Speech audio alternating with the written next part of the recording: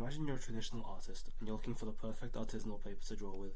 You want to test it before committing, but samples are just way too expensive. That's the problem our project aims to solve. You might want to buy some paper from the Paper Foundation, but you find that it costs £12 a sheet and feel that it's out of your budget for spending on just testing it out. Or maybe you're just a hobbyist who wants to draw with a realistic paper effect without paying a dime. Our project builds on a widely used drawing app called Critter and imitates the richness of drawing on real paper. Our ultimate goal is to digitally recreate paper. To make this recreation as realistic as possible, we will ground it in reality by scanning in the texture or height map of real artisan paper from the Paper Foundation. To get us started, we took a simple photo of the paper from a mobile phone and converted this into a 3D mesh by assuming that lighter pixels are higher up and darker pixels are lower down. Obviously, this is not going to be very accurate, so I contacted the folks at the Sainsbury's Laboratory in Cambridge to see if we could borrow their state-of-the-art focal evaluation microscopes.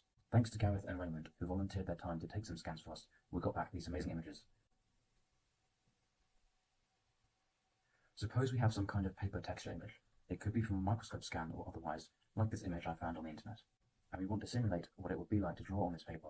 But we want the user to be able to choose any canvas size they want, i.e. not restricted to the size of the texture image. If we just tile the texture image, then we get these horrible seams. We could mirror every other image to mask the edges, but there is still obvious tiling. I tried a number of solutions, but this family of papers provides the one I have settled on.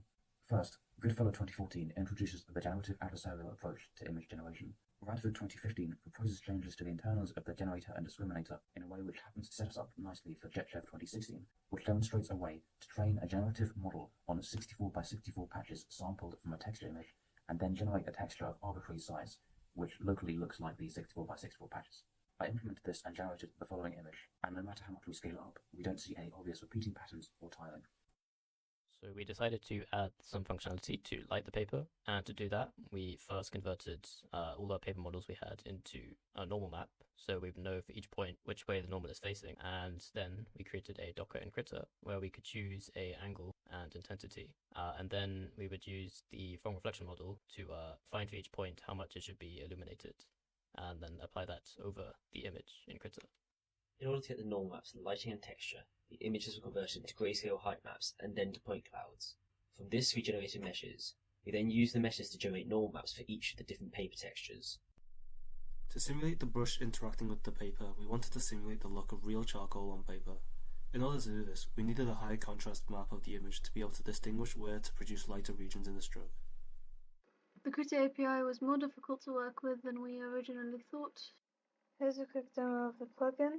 Once it's imported, you can activate the plugin through settings and restart.